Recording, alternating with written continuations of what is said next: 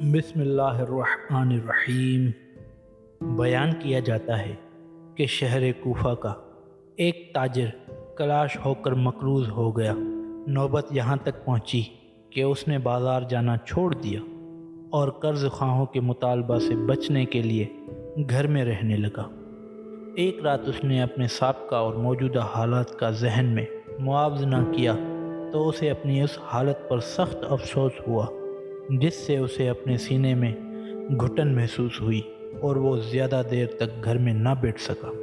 تاریک شب میں اس نے اپنا بستر چھوڑا اور قریب مسجد میں چلا گیا۔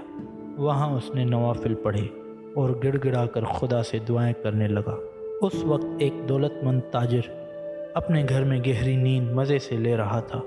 اچانک اسے خواب میں کسی کی یہ صدا سنائی دی، اس وقت ایک شخص اللہ کو پکار رہا ہے اور اس سے اپنے قرض کی ادائیگی کی درخواست کر رہا ہے، لہٰذا اٹھو اور اس شخص کا قرض ادا کرو۔ یہ آواز سن کر وہ تاجر اٹھا۔ اس نے وضو کیا، 2 رکعت نماز پڑھی اور کہا کہ خدایا، میں دکھی انسان کی مدد کروں تو کیسے کروں؟ مجھے اس کا ٹھکانہ تک معلوم نہیں ہے، میں بھلا کہاں جاؤں؟ یہ سوچ کر وہ دوبارہ سو گیا۔ کچھ دیر بعد اسے خواب میں یہی آواز دوبارہ سنائی دی۔ وہ اٹھا اور پھر پریشان ہو گیا۔ تیسری بار اسے وہی آواز سنائی دی۔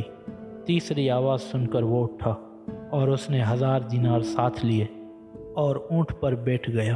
اس نے اونٹ کی مہار چھوڑ دی اور کہا، جس خدا نے مجھے ایک آدمی کی مدد کا حکم دیا ہے وہی اس اونٹ کو اس کے ٹھکانے پر بھی لے جائے گا۔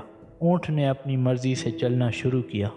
اس نے کئی گلیوں کے موڑ کاٹے اور چلتے چلتے ایک مسجد کے سامنے آ کر رک گیا۔ اس شخص نے کان لگائے تو اندر سے مفلس انسان کی تذرہ و زاری کی آوازیں سنائی دیں۔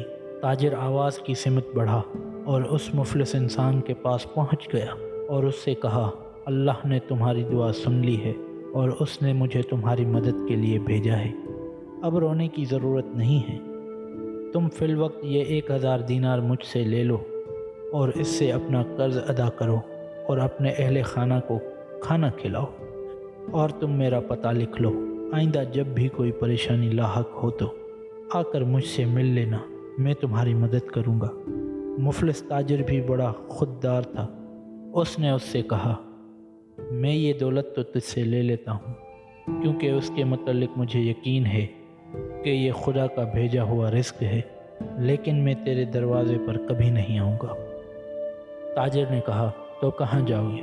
مفلس تاجر نے کہا، جس کریم نے آج رات تجھے یہاں بھیج کر میری حاجت پوری کی ہے، آئندہ بھی اسی کریم کے دروازے پر جاؤں گا اور اسی سے درخواست کروں گا، کیونکہ وہ بندوں پر مہربان ہے، وہ اپنے بندوں کو کبھی فراموش نہیں کرتا اور وہی اپنے بندوں کی دعاؤں کو قبول کر کے تجھ جیسے افراد کو خبر گیری کے لیے بھیجتا ہے۔